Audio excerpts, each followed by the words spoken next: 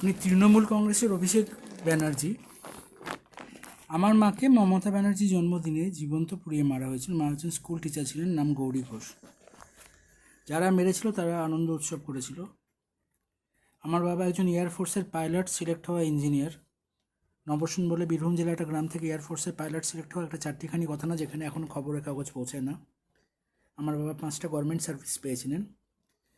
আমাকে পিটিয়ে পিটিয়ে হত্যা করা হয়েছিল। আমি patent application and design registration করেছিলাম অনেকগুলো, কয়েকশো পেটেন্ট অ্যাপ্লিকেশন আর কয়েকশো ডিজাইন রেজিস্ট্রেশন করেছিলাম বলে। পশ্চিমবঙ্গে বাঙালিদের গুন্ডা বাহিনী আর ঝান্ডা নিয়ে, গুন্ডা বাহিনী দিয়ে কি পশ্চিমবঙ্গের উন্নতি হয়? আপনি ঝান্ডা নিয়ে যদি 100 বছর ধরে পশ্চিমবাংলায় গাড়ির উপর দাঁড়িয়ে বক্তৃতা দিতে থাকেন, তাহলে কি টমাস আলভা এডিশনের মতো আপনি ইলেকট্রিক বাল্ব তৈরি করতে পারবেন? আপনি আমার মাকে যারা জীবন্ত পুড়িয়ে মেরেছিল, আমার বোনকে যারা ফাঁসিতে ঝুলিয়ে মেরেছে তৃণমূলের প্রশাসনের সাহায্যে, যারা আমার দাদার মেয়ে পিউ ঘোষকে ফাঁসিতে ঝুলিয়ে মেরেছে, যারা ডক্টর সুভাষ মুখোপাধ্যায়, যিনি সবচেয়ে প্রথম টেস্ট টিউব বেবি বানিয়েছিলেন, তাকে ফাঁসিতে ঝুলিয়ে মেরেছে, যারা স্বামী বিবেকানন্দের ব্রেন ব্লাস্ট করে আমেরিকা ইন্ডিপেন্ডেন্স যেতে মেরেছে, যারা আমেরিকান অ্যাম্বাসিতে অ্যাটাক করেছে, যারা কোনো বাঙালিকেই, হিন্দু বাঙালিকে পশ্চিমবাংলায় ব্যবসা করতে দেয়নি, তারা ঝান্ডা নিয়ে গুন্ডা বাহিনী তৈরি করেছে। আপনি বাংলা ভাষা নিশ্চয়ই বোঝেন যে পশ্চিমবাংলায় যারা বাঙালিদের শিক্ষা ব্যবস্থা পড়াশোনা করতে দিচ্ছে না, পেটেন্ট অ্যাপ্লিকেশন করতে দিচ্ছে না, স্যাটেলাইট, এটা তো আপনার সাথে আমার তর্কের ব্যাপার না, স্যাটেলাইট সার্ভাইলেন্স ভিডিওতে বিগত 18 বছরে পশ্চিমবঙ্গে যখন আমি টিসিএসে জয়েন করি, তারপর দিন থেকে প্রতিদিন খুন করার জন্য কীভাবে প্রচেষ্টা হয়েছে আর কীভাবে আমাকে মারা হয়েছে, সেটা তো আপনি কেন, পৃথিবীর যে কোনো দেশ যে কোনো জায়গায় হবে, সেই চ্যালেঞ্জটা আপনি নিন।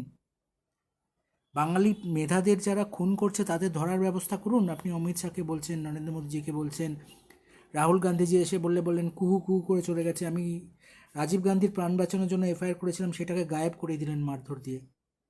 1991 জামশেদপুরে আমি মে মাসে রাজীব গান্ধীর প্রাণ বাঁচানোর জন্য এফআইআর করেছিলাম। সেই সময় কিছু লোক স্যাটেলাইট ফোনে কনভারসেশন করছিল, কোনো ডিপার্টমেন্ট থেকে সেটা ব্রডকাস্ট করা হয়েছিল যে রাজীব গান্ধীর প্রাণ নাশের চেষ্টা হচ্ছে। সেই সময় আমি এফআইআর করেছিলাম, সেটা স্যাটেলাইট সার্ভাইলেন্স ভিডিওতে সেটাকে ইন্দিরা গান্ধীকে কারা হত্যা করেছে, রাজীব গান্ধীকে কারা হত্যা করেছে, বা মমতা ব্যানার্জিকে কারা মাথায় বাড়ি দিয়েছিল, বা রিসেন্টলি সাইরাস মিস্ত্রিকে কারা কীভাবে মারলো, সেইগুলো করুন। আপনি একটা পলিটিক্যাল পার্টির সাথে আরেকটা পলিটিক্যাল পার্টির সাথে বক্তব্য দিচ্ছেন। আমি একজন বাঙালি, আমি একজন ইঞ্জিনিয়ার, আমি দেশের জন্য 2টো রেলওয়ে ইঞ্জিন বানিয়েছি। আমাকে আফিম চাষি, গাঁজা চাষি, যারা ছিনতাইবাজ, যারা খুন খারাপা করছে, যারা কয়লা চুরি করছে, তাদের দিয়ে আর পুলিশ বাহিনী বানিয়েছেন 15 বছরে। কটা পুলিশ মানুষকে সাহায্য করেছে?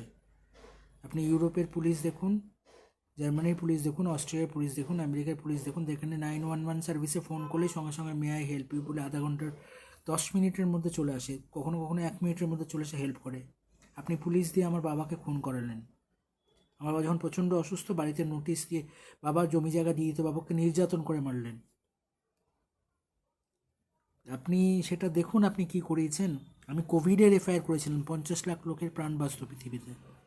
022324022849 এই ফোন নাম্বার থেকে বোম্বেতে 1 মে আনন্দ মহিন্দ্রার জন্মদিনে বিকেলবেলায় সন্ধ্যে 7টা থেকে রাত 9টা পর্যন্ত, কি রাত 12টা পর্যন্ত আমার 022324022849 এই ফোন নাম্বার থেকে আর আনন্দ মহিন্দ্রার ফোন নাম্বার থেকে কতগুলো পুলিশ স্টেশনে এফআইআর করা হয়েছে, সেই এফআইআরগুলো গায়েব করে দিলেন। কারণ প্রতিটি মানুষকে, পশ্চিমবাংলার কেন সারা পৃথিবীর প্রতিটি মানুষকে কোভিডের সময় স্যানিটাইজার আর মাস্ক আর ভ্যাকসিন নিতে হয়েছে। তার খরচ হচ্ছে প্রতিদিন 10,000 থেকে 15,000 থেকে 20,000 কোটি টাকা। তার একটা বিশাল অংশ, যারা আমার এফআইআরটা গায়েব করেছে, তারা এই বিশাল অংশ কমিশন নিয়েছে। মানুষ খুন করে 50 লাখ মানুষকে হত্যা করে, আপনাদের কাছে তো মানুষ হত্যা করাটা কোনো বড় ব্যাপার না। যাকে ফোন করে বলেন তাকেই আইদার ভাঙচুর করুন। আপনারা কি করতে পারেন? আপনি একটা কথা বলুন, আপনি যে জনপ্রতিনিধি হচ্ছেন, আপনার কোনো মানুষ চেয়েছে কি আপনাকে? আপনাকে কি কোনো মানুষ চেয়েছে যে আসুন দাদা আমাদেরকে লিডারশিপ করুন? আপনি মাইক নিয়ে গাড়ির উপর দাঁড়িয়ে যান, কখনো জায়গাতে যান, কিছু লোককে বলেন, তারা আপনার হয়ে মাসেল পাওয়ার দেখায় যে মুখ খুললেই মারপিট করো, মুখ খুললেই পিটিয়ে মেরে দেবো। যেমন আমার মাকে মেরে দেওয়া হয়েছে, বোনকে মেরে দেওয়া হয়েছে, বাবাকে মেরে দেওয়া হলো, আমার দাদার মেয়ে, আমাদের পরিবারে 12 জন মহিলাকে মেরে দেওয়া হলো। আমরা ইঞ্জিনিয়ার সায়েন্টিস্ট শহীদ দত্তর ফ্যামিলি মেম্বার, যিনি ইয়েতে নরেন্দ্রকে মারধর করা হলো। তো আপনি একটা কথা বলুন, আপনি যে মাইক নিয়ে একটা জনপ্রতিনিধি হয়েছেন, তো আপনি কি পারফরমেন্স দেখিয়েছেন? 15 বছরে আপনি আপনি কার সাথে সম্পর্ক, কার কোন অসুবিধা, আপনার কাছে একটা লিস্ট পাবো কি 10 কোটি বাঙালির কার কী অসুবিধা আপনি সমস্যার সমাধান করেছেন? শুধু মাইক নিয়ে একে ঢুকতে দেবো না, ওকে ঢুকতে দেবো না, আপনি এটা কি বলছেন? গণতন্ত্রে আপনি কি তালিবান রাজ্য বানাতে চাইছেন কি? অমিত শাহকে ঢুকতে দেবো না, একে ঢুকতে দেবো না। পশ্চিমবঙ্গটাকে বাংলাটাকে ভেঙে যখন বাংলাদেশ বানানো হয়েছে তখন ভারতের 8টা রাজ্য, মেঘালয়া, ত্রিপুরা, অরুণাচল প্রদেশ, মিজোরাম, নাগাল্যান্ড, আসাম, তারপর আপনার সিকিম, আর আপনার এই 8টা যে রাজ্য আছে নর্থ ইস্টে, সেই রাজ্যর লোকেরা কী করে কলকাতায় আসবে বা ভারতের অন্য জায়গায় যাবে? 200 কিলোমিটার পেরোতে 4 দিন সময় লাগে। সেটা তো তখন বাংলাদেশের গুণ গাইছেন আপনি। সৌরভ গাঙ্গুলি ক্রিকেট থেকে তাড়িয়ে বাংলাদেশ থেকে লোক নিয়ে আসছেন। পশ্চিমবাংলার ব্র্যান্ড অ্যাম্বাসেডর আপনি শাহরুখ খানকে বানাচ্ছেন, কেন আমেরিকার এগেনস্টে তিনি কথা বলেছেন, সৌরভ গাঙ্গুলিকে তাড়িয়েছেন তার নিজের মাতৃভূমি থেকে, ক্রিকেট খেলা বর্জিত করেছেন। আর কবিগুরু রবীন্দ্রনাথ ঠাকুর নাইট উপাধি ত্যাগ করেছিলেন বলে উনি নাইট রাইডার্স বানিয়েছেন, যাতে রবীন্দ্রনাথ ঠাকুরকে অপমান করা যায়। তো তাদেরকে আপনার ব্র্যান্ড অ্যাম্বাসেডর বানাচ্ছে। আপনার ভাবুন, আপনার শুধু নিজের ক্ষমতায় থাকার জন্য কোনো হিন্দু বাঙালির কোনো ফেভার করেছেন কি? কোনো হিন্দু বাঙালির হয়ে কথা বলেছেন কি? স্বামী বিবেকানন্দের হয়ে কোনো কথা বলেছেন আপনি?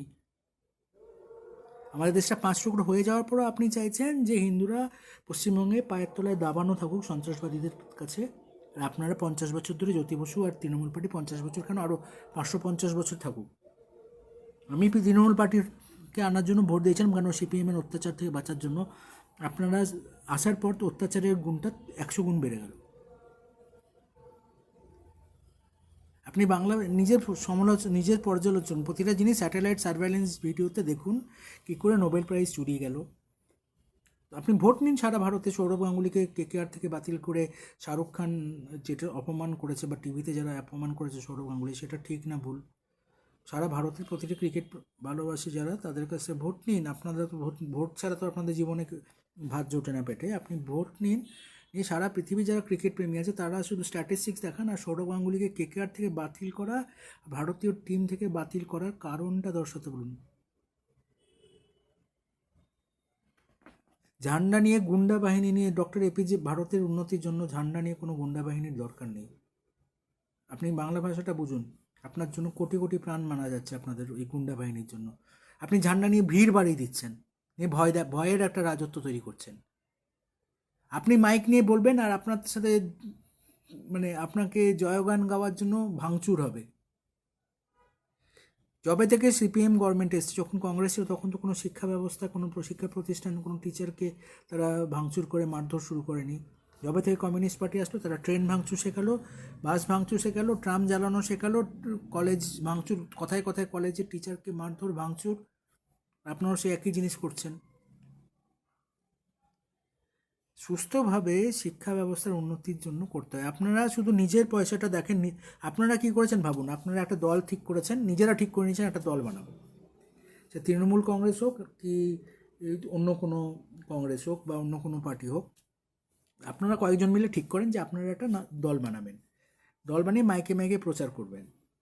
করার পর 10 কোটি বাঙালির কোনো মতামত নেওয়ার দরকার নেই, যে তাদের সুবিধা অসুবিধা জিজ্ঞেস করার প্রয়োজন নেই। তাদের বাড়িতে বাড়িতে 5 বছরের মধ্যে একবারও জিজ্ঞেস করেন না যে দাদা আপনাদের কী কী অসুবিধা, একটা ফর্ম তো বানাবেন যে আপনাদের এই এই জীবন ধারণের জন্য এইগুলো হয়েছে কি কাজগুলো। বিগত 50 বছর ধরে কোনো বাড়িতে আপনারা একটা ফর্ম দিয়েছেন যে সেটা প্রতিটা গ্রামে, প্রতিটা পাড়ায়, প্রতিটা বাড়িতে সাঁটানো থাকবে ফর্ম, যে এই ফর্ম নাম্বার 1, ফর্ম নাম্বার পরে আপনার জীবন ধারণে এই প্রয়োজনীয় জিনিসের ব্যবস্থা হয়েছে কি? মানুষ সেবা করতে এসছে না নিজের উদর নিজের পকেট ভরে নিজের 87 বছর পর্যন্ত স্যালারি নেওয়ার জন্য আপনি রাজনীতি করছেন। জ্যোতি বসু 87 বছর পর্যন্ত স্যালারি নিয়েছে, আপনার পিসি 71 বছর পর্যন্ত ফুল স্যালারি নিয়েছে। আপনি মানুষের কি করেছেন সেটা প্রতিটা মানুষের ঘরে একটা ফর্দ টাঙিয়ে একটা পার্মানেন্ট একটা প্লেট লাগিয়ে লিখতে পারবেন যে আমাদের পার্টি আপনাদের এই এই উপকার করেছে, এটা প্রতিশ্রুতি দিয়েছে, এটা এইটুকুনি হয়েছে, এটা এইটুকুনি হয়েছে। আপনি শুধু মাইক নিয়ে বলে যান আর এসে একে ঢুকতে দেবো না, ওকে ঢুকতে দেবো না। আপনি কোন মানুষের ঘরে গিয়ে একটা পরিষেবা দেওয়ার একটা প্রতিশ্রুতি দেন, কিন্তু দেওয়ার কোনো পদ্ধতি বানিয়েছেন কি? 10 কোটি লোকের মধ্যে আপনি যদি this is a crafted crime. আপনারা যারা সন্ত্রাসবাদ করে আপনারা সেই রকমই একটা ভয়ের রাজত্ব করেছেন। আপনারা মানুষকে বোঝাবেন যে আপনাদেরকে ভোট দিলে আপনারা এই করবেন ওই করবেন, সেটা আমি জন্ম থেকে দেখে আসছি। কেউ কিচ্ছু করে না। আমার বাবা আপনার বাড়িতে গেছিলেন, আপনাদের বাড়িতে, আমি বলেছেন যে আমার ছেলে মেয়ের প্রাণনাশের চেষ্টা হচ্ছে, উল্টে বাবাকে পিটিয়ে পিটিয়ে বাবার ঘর বাড়ি টাকা পয়সা জমি জায়গা সব কেড়ে নিয়েছেন। আপনি দিল্লিতে প্রগতি ময়দানে এসে আপনার সাথে আমার কিছু কথা আছে।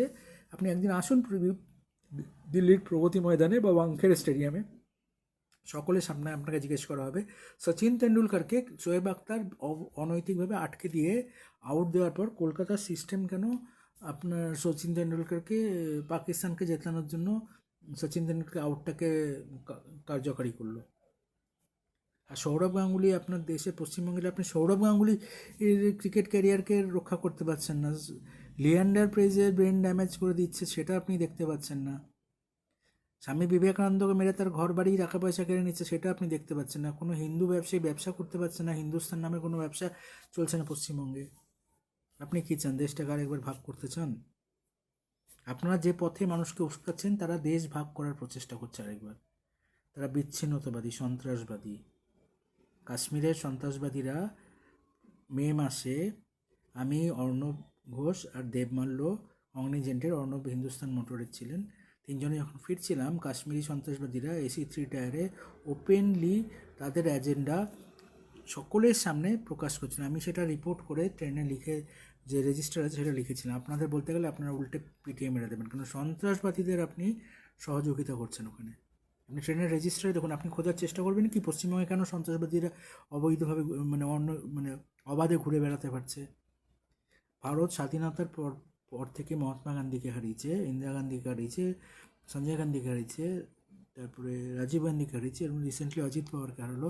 কারণ আপনারা সন্ত্রাসবাদকে বাংলাদেশ থেকে ঢুকতে দিচ্ছেন, আমেরিকান অ্যাম্বাসিতে গুলি চালাতে দিচ্ছেন, বহাল তবিয়তে করবো লড়বো করতে করতে আবার বাংলাদেশ চলে যাচ্ছে। তো আপনারা কী চান? পশ্চিমবাংলাটাকে আরেকবার টুকরো করতে চান?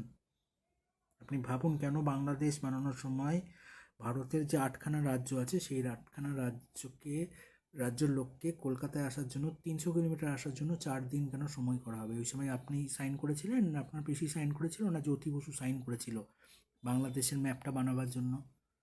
ভারতের ভালো যারা চায় তাদেরকে পশ্চিমবঙ্গে মুখ্যমন্ত্রী পদে রাখা হয় না।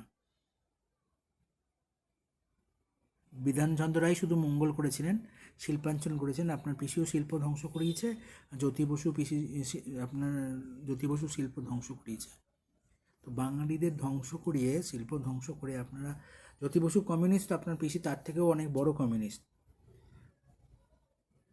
শিল্প ধ্বংস করে কী করে মানুষকে ভুল বোঝাচ্ছেন? শিল্প ধ্বংস করে আপনি কী করে বাঙালিদের উন্নতি করাচ্ছেন? ভালো থাকবেন, ভাবুন কেন আপনার নিজের মাতৃভূমির লোকেদের ক্ষতি করছেন। বসে বসে তো পেনশন পাবেন। আমার বাবা 42 ইয়ার্স দেশ সেবা করে 1 পয়সা পেনশন দেননি, কারণ আপনাদের মতো নেতাদেরকে মাথায় করে রাখতে হয়। আপনি তো কিছু না করলে বাড়িতে বসে বসে পেনশন পাবেন। আপনি নিজের স্বার্থ ছাড়া কি রাজনীতি করেন? আপনি পয়সা পান, আপনি সরকারের ট্যাক্স পেয়ারের পয়সা নিজের মতো করে লাইট পোস্ট বানাতে পারেন, নিজের মতো করে সাইকেল বিক্রি করে, আপনি সব কিছু আপনার নিজের কামানো পয়সা কি? ট্যাক্স পেয়ারদের পয়সাকে আপনি নয়ছয় করার জন্য যা খুশি করতে পারেন। আপনাকে কেন?